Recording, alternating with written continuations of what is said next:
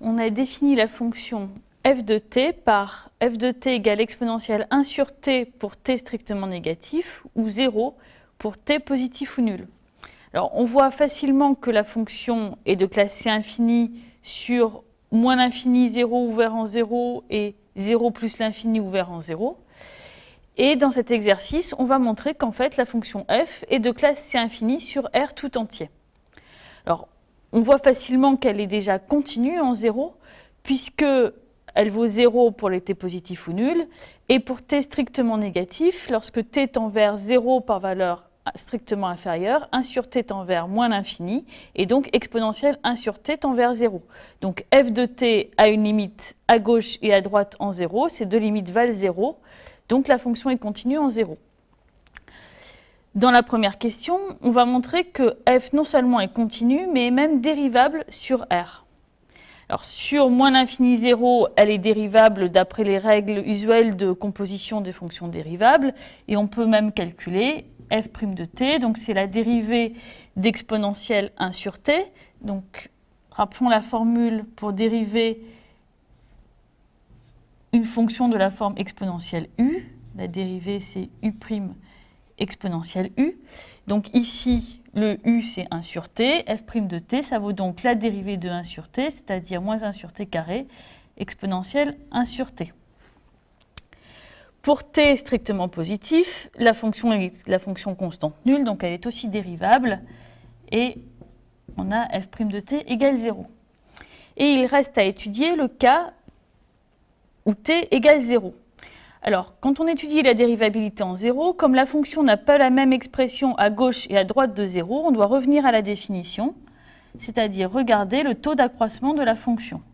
On calcule f de t moins f de 0 sur t moins 0. F de 0, par définition, ça vaut 0, donc en fait, le taux d'accroissement vaut f de t sur t. Et il y a deux possibilités. Pour t strictement négatif, on prend l'expression exponentielle 1 sur t. Donc on obtient exponentielle 1 sur t, le tout divisé par t si t est strictement négatif. Et pour t positif ou nul, f de t vaut 0. Donc on a 0 sur t, c'est-à-dire 0, si t est positif ou nul.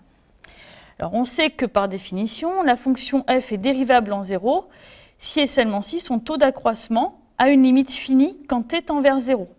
Donc il s'agit de regarder la limite de cette fonction-là en 0. Alors, regardons d'abord la limite à droite, c'est la plus facile, puisque à droite, la fonction est constante nulle. La limite du taux d'accroissement quand t tend vers 0 par valeur strictement supérieure, c'est la limite de 0, donc c'est-à-dire 0. La limite à gauche maintenant, donc la limite quand t tend vers 0 par valeur strictement inférieure, du taux d'accroissement f de t moins f de 0 sur t moins 0. Quand t tend vers 0 moins, 1 sur t tend vers moins l'infini, donc l'exponentielle tend vers 0. On a une forme indéterminée du type 0 sur 0, mais on sait que dans ces cas-là, c'est l'exponentielle qui l'emporte, donc la limite va encore être 0. Et finalement, on a montré que le taux d'accroissement a bien une limite finie quand t tend vers 0, et cette limite vaut 0. Donc, f est dérivable en 0.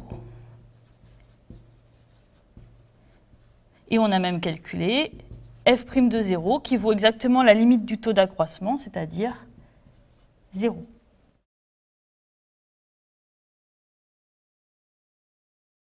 On a donc déterminé la fonction f' de t qui vaut moins 1 sur t carré exponentielle 1 sur t pour t strictement négatif et 0 pour t positif ou nul. Dans la deuxième question, on nous demande de montrer qu'il existe f seconde de 0, c'est-à-dire que f' est dérivable en 0. Alors, de la même façon que pour f, on voit très facilement, d'après les opérations usuelles sur les fonctions dérivables, que f' est elle-même dérivable sur les intervalles R- étoile et R plus étoile. Mais là, il faut déterminer l'existence de sa dérivée en 0. Donc, on va utiliser l'expression du taux d'accroissement en 0. Donc, f' de t moins f' de 0 sur t moins 0. Vu le calcul qu'on a fait dans la question précédente, f' de 0 vaut 0. Donc c'est f' de t sur t, et donc ça vaut moins 1 sur t au cube exponentielle 1 sur t si t est strictement négatif, et 0 si t est strictement positif. Et f' est dérivable en 0 si et seulement si son taux d'accroissement a une limite finie quand t tend vers 0.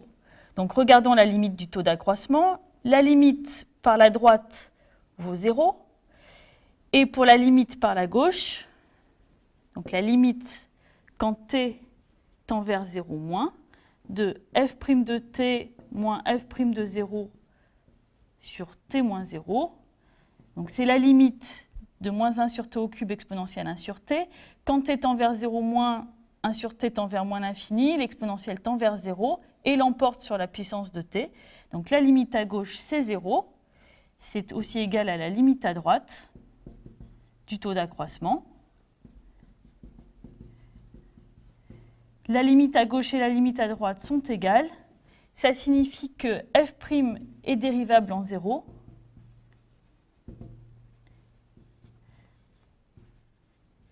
Et sa dérivée, c'est la limite du taux d'accroissement, donc f seconde de 0.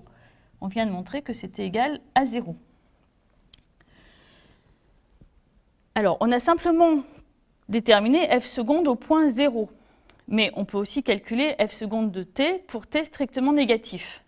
Alors, déjà, pour t strictement négatif, f' de t vaut moins 1 sur t au carré exponentielle 1 sur t. Alors, on remarque qu'on peut le mettre sous la forme suivante. Moins 1 sur t puissance 2 fois 1 exponentielle 1 sur t. Autrement dit, f' de t s'écrit comme un polynôme, ici c'est le polynôme constant égal à moins 1, sur t puissance 2 fois 1, c'est-à-dire 2 fois l'ordre de dérivation, le tout multiplié par l'exponentielle 1 sur t. Donc avec les notations de l'exercice, on pose P1 de t, le polynôme qu'on retrouve ici au numérateur, c'est-à-dire P1 de t égale moins 1. Maintenant, pour obtenir f seconde de t pour t strictement négatif, on dérive cette expression, donc on a la dérivée d'un produit. Donc on dérive d'abord moins 1 sur t au carré, ce qui donne 2 sur t au cube. On multiplie par l'exponentielle 1 sur t, moins 1 sur t carré, fois la dérivée d'exponentielle 1 sur t. De nouveau, on utilise l'expression qu'on avait écrite tout à l'heure, la dérivée d'exponentielle u. Ça donne donc moins 1 sur t au carré exponentielle 1 sur t. Si on réduit au même dénominateur, on peut diviser le tout en fait par t puissance 4, c'est-à-dire t puissance 2 fois 2. Mettre également en facteur l'exponentielle. Et il reste au numérateur de t plus 1. De nouveau, on a écrit f seconde de t comme un polynôme divisé par t puissance 2 fois l'ordre de dérivation, c'est-à-dire 2, le tout multiplié par l'exponentielle 1 sur t. Donc ici, le polynôme qui se trouve au numérateur, noté p2 de t, c'est égal à 2t plus 1.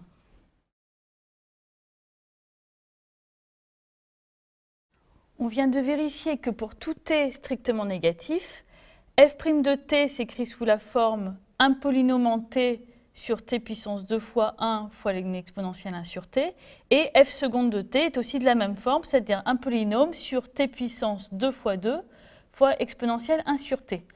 Et on va montrer par récurrence que cette propriété est encore vraie pour tout n antinaturel, c'est-à-dire que f dérivée énième de t peut s'écrire sous la forme d'un polynôme qu'on va noter p indice n sur t puissance 2n exponentielle 1 sur t. Alors, pour faire une preuve par récurrence, on commence par initialiser, c'est-à-dire qu'on veut montrer cela pour tout n antinaturel. On commence par vérifier que c'est vrai pour n égale 0. Pour n égale 0, la dérivée 0e de f, c'est f elle-même, donc f dérivée 0e de t, c'est f de t. Pour t strictement négatif, ça vaut exponentielle 1 sur t. Alors exponentielle 1 sur t, on peut l'écrire 1 sur t puissance 2 fois 0, puisque t puissance 0 vaut 1, fois exponentielle 1 sur t. on a bien la forme qu'on voulait, et le polynôme qui apparaît ici au numérateur, qu'on note P0 de t, est égal à 1. Alors, on a montré dans les questions précédentes qu'on pouvait aussi calculer P1 et P2, mais ici on n'en a pas besoin, puisque pour faire une preuve par récurrence, il suffit d'initialiser, donc ici de vérifier que la propriété est vraie pour n égale 0, et ensuite d'utiliser un raisonnement par hérédité, c'est-à-dire qu'on va supposer que la propriété est vraie pour un certain n fixé. Donc si n est fixé, on suppose que pour ce n fixé, on a bien ce qu'on veut, c'est-à-dire f dérivée énième de t s'écrit sous la forme d'un quotient d'un polynôme par t puissance 2n exponentielle 1 sur t. Et on n'a pas besoin de connaître le polynôme Pn, on a juste besoin de savoir que c'est un polynôme. Et à partir de cette propriété vraie pour ce n-là, on va montrer que c'est encore vrai pour n plus 1. Donc, on va calculer f dérivée n plus unième de t, c'est-à-dire c'est la dérivée de f dérivée énième de t.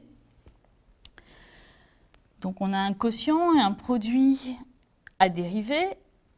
Donc on commence d'abord par dériver le terme Pn sur t puissance 2n, qui donne P'n de t fois t puissance 2n moins Pn de t fois la dérivée de t puissance 2n, donc 2n t puissance 2n moins 1, sur t puissance 2n au carré, c'est-à-dire t puissance 4n, multiplié par l'exponentielle 1 sur t, plus Pn de t sur t puissance 2n, fois la dérivée d'exponentielle 1 sur t, c'est-à-dire moins 1 sur t carré, exponentielle 1 sur t.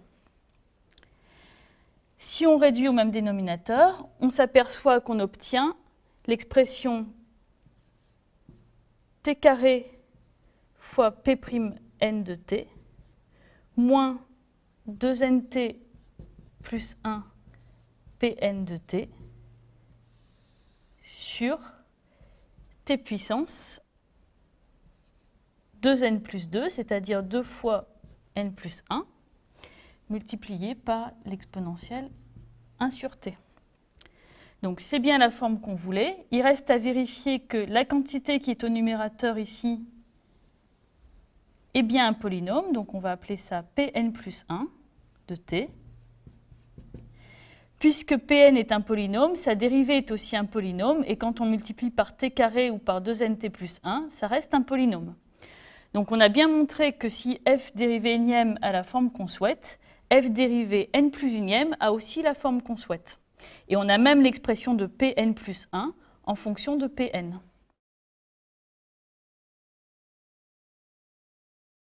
On peut maintenant conclure la preuve en utilisant le principe de récurrence. On a montré que pour tout n appartenant à n, pour tout t strictement négatif, f dérivée énième de t est de la forme Pn de t sur t puissance 2n fois exponentielle 1 sur t, où Pn est un polynôme. Et en fait, la preuve nous donne même le moyen de déterminer les polynômes Pn, puisqu'on sait que P0 de t égale 1 pour tout t. P0 est un polynôme constant.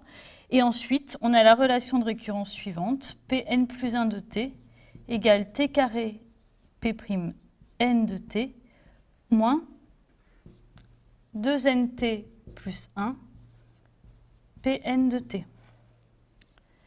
Alors vous pouvez vérifier qu'à l'aide de cette relation de récurrence, on retrouve bien les polynômes P1 et P2 qu'on avait obtenus dans une des questions précédentes.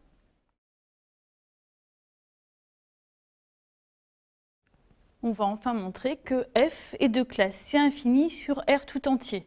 Donc elle est évidemment de classe C infini sur les deux intervalles moins l'infini 0 et 0 plus l'infini, intervalle ouvert. Et il reste à montrer que f est infiniment dérivable en 0 Et on va même calculer la dérivée, toutes les dérivées successives de f en 0 et montrer que f dérivée énième de 0 vaut 0 pour tout n entier naturel. On va faire la preuve par récurrence. On commence par initialiser, c'est-à-dire regarder si la propriété est vraie au rang 1. Alors, elle est évidemment vraie au rang 0 déjà, parce que par définition de f de 0 vaut 0.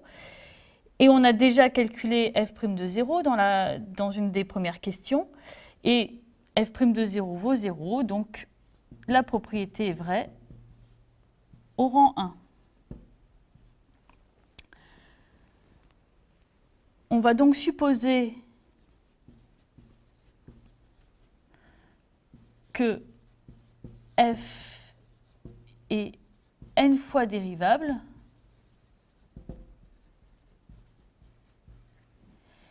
et que f dérivée énième de 0 égale 0 pour un n fixé.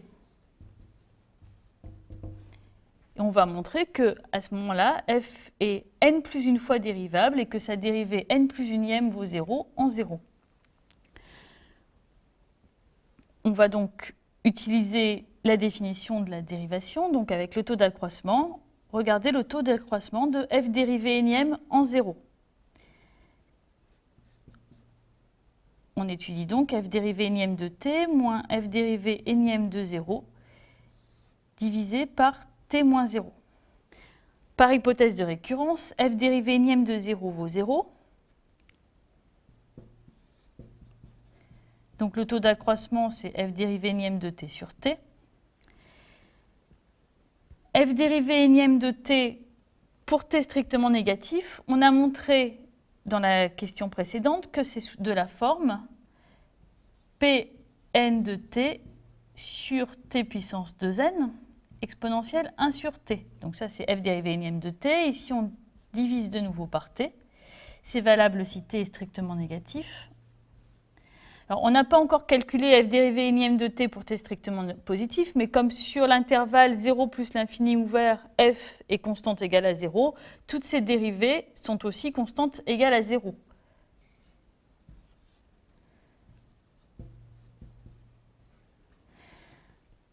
Maintenant, il reste à regarder si ce taux d'accroissement a une limite quand t tend vers 0. C'est le même raisonnement que précédemment. Il a une limite à droite qui vaut 0.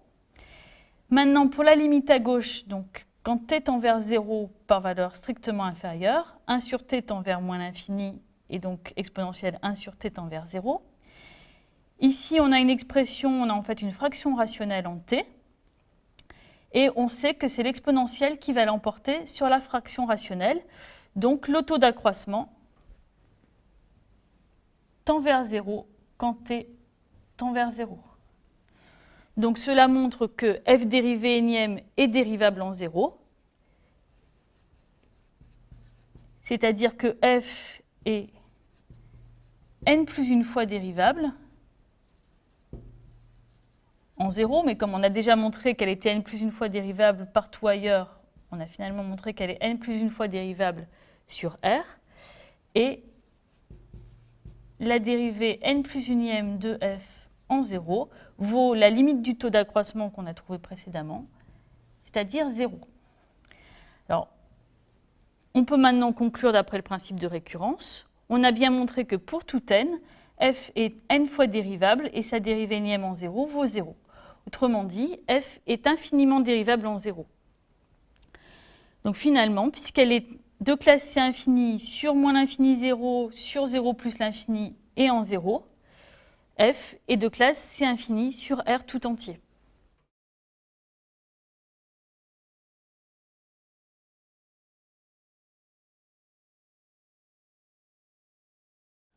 On a souvent besoin de savoir dériver un produit de fonctions. Pour cela, on utilise la formule de Leibniz qui nous dit que si f et g sont deux fonctions dérivables sur un intervalle i dans R, alors le produit f fois g est lui aussi une fonction dérivable et on a la formule f fois g le tout dérivé égale f'g plus fg'. On a une formule un petit peu plus générale pour calculer les dérivées successives. Si f et g sont dérivables n fois, alors le produit f fois g est aussi dérivable n fois. Et la dérivée énième de fg, c'est la somme de k égale 0 à n du coefficient binomial nk fois f dérivée km, g dérivée n-km. Alors cette formule fait un petit peu penser à la formule du binôme, sauf qu'ici, on n'a pas des puissances, mais des ordres de dérivation, mais c'est le même coefficient qui apparaît. Alors par exemple, vous pouvez utiliser cette formule sur les fonctions f et g suivantes. On prend f de x égale exponentielle à x, g de x égale exponentielle bx, où a et b sont deux nombres réels. Les fonctions f et g sont dérivables autant de fois qu'on veut. Elles sont de classe C infinie puisque l'exponentielle est de classe C infinie. Donc le produit f fois g sera lui aussi dérivable autant de fois qu'on veut.